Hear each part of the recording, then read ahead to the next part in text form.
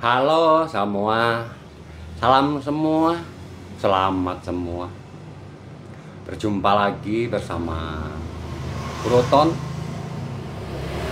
dimana omon-omon kali ini tetap akan mengomentari, mengomon-omonkan mengenai berita yang sedang lonjak-lonjak di media gitar tentunya. Termasuk juga ada salah satu tuduhan ya, dimana tuduhan itu tertuju pada youtuber Nusantara, dimana oleh salah satu channel, dimana itu menyebutkan di mana kasus mengenai ijazah Pak Jokowi tentunya, di mana Profesor Sofyan Effendi di wawancara itu menyebutkan bahwa beliau tidak percaya kalau ijazah Pak Jokowi asli. Nah, itu urusan beliau. Wong cilik rata-rata percaya kok. Hanya saja saat ini kan banyak sekali digembar-gemborkan, dan terutama di media mainstream kita, di TV-TV nasional kita memang sedang dilonjak-lonjakkan kasus ini. Ya pastinya mereka punya motif tersendiri. Apakah itu memang murni mencari kebenaran mengenai ijazah Pak Jokowi? Dan menurut Broton, mencari kebenaran tentang ijazah Pak Jokowi itu sia-sia. Karena apa? Karena pada dasarnya, apalagi wong cilik, ijazah itu tidak perlu. Ijazah ra iso mangan. Tapi yang jelas Bapak Jokowi-nya yang kita perlukan.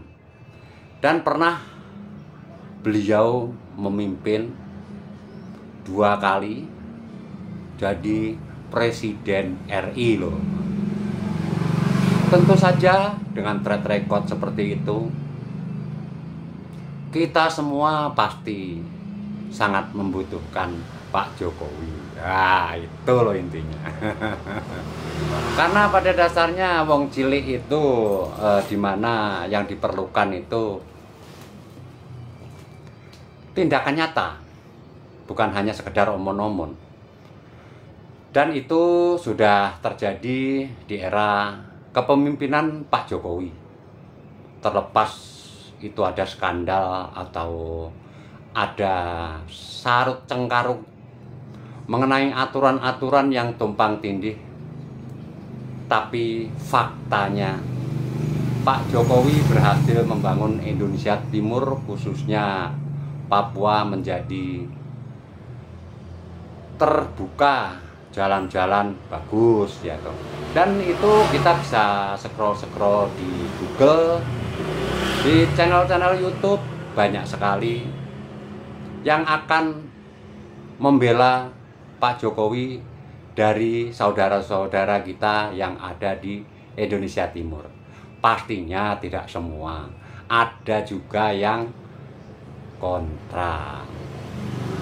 Dan mengenai diisukannya YouTuber Nusantara sebagai penyebar berita bohong, di mana dikatakan oleh, tapi saya tidak akan menyebut pakar hukum tata negara karena beliau sekarang sedang fokus di konten kreator, YouTuber juga, begitu ya. Yang jelas Pak channel Cadas itu Pak Refli Harun di dalam live-nya menanyakan ke topi merah bahwa tanda tangan Pak Sofyan Effendi di mana pernyataan itu mengenai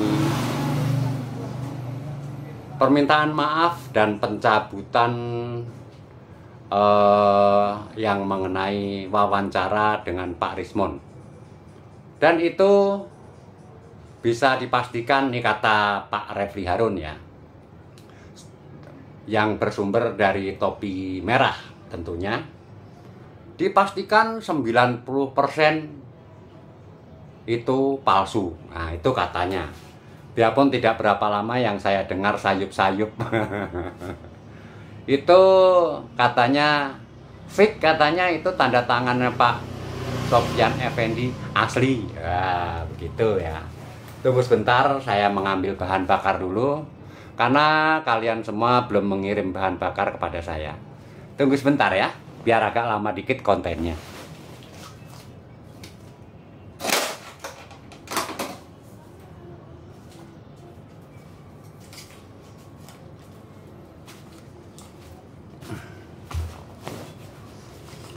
Lanjut lagi sambil kita mengkilas balik, menganalisis apa sih maksudnya menuduh YouTuber Nusantara menyebar hoax. Dan itu perlu juga saya berharap di sini para yang tergabung di YouTuber Nusantara untuk meminta kalau perlu kepastian hukum ya. Apakah benar para YouTuber Nusantara ini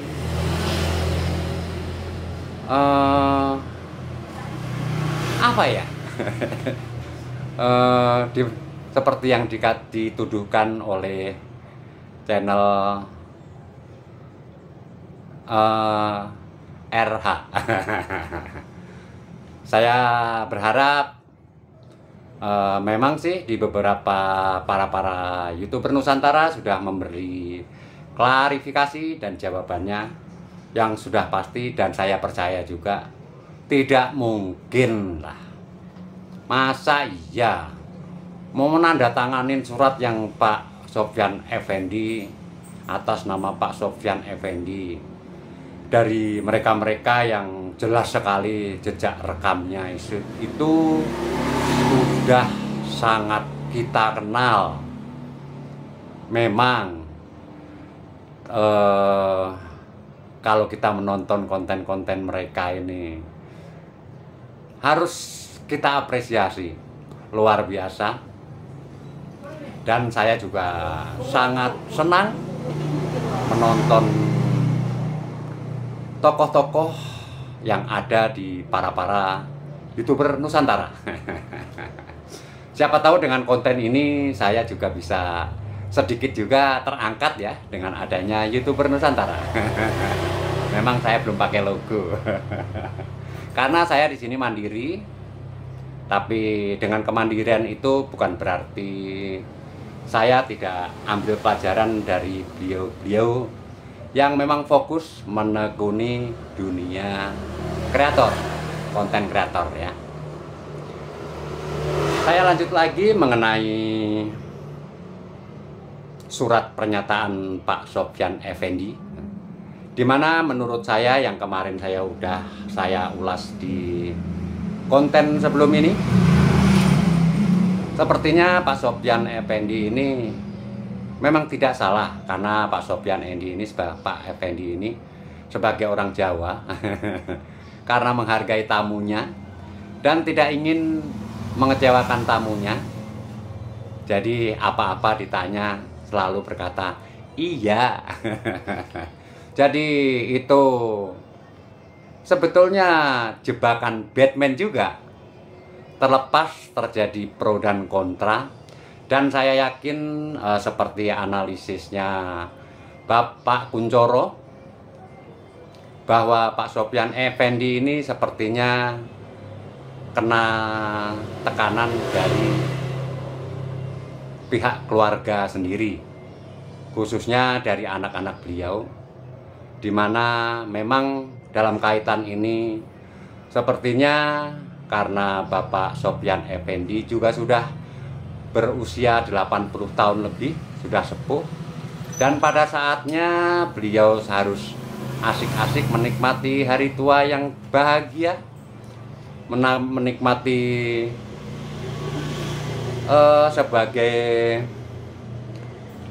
profesi di mana pengajar, dosen, dan juga guru besar pasti tetap, saya yakin tetap bisa mengajar, terlepas daripada pro kontra yang pernah disampaikan, dan beliau pun sudah meminta maaf.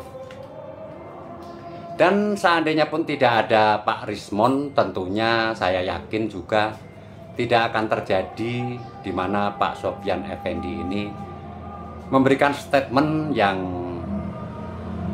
bertolak belakang dengan institusi pendidikan, di mana itu adalah UGM. Saya juga belum dengar apakah dari pihak Pak Refli Harun sudah memberi klarifikasi atau belum. Saya juga belum ada kabar. Kalau memang ada kabar, bolehlah ditulis di kolom komentar. Tanpa terasa 11 menit dan saya akan cukupi sampai di sini.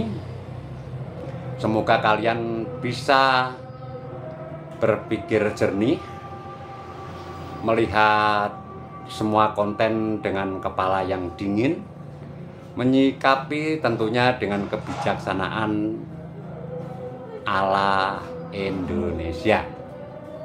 Oke lah kalau begitu, sekian dulu dari Broton. Senang terus, mau tahu, sip. NKRI Merdeka.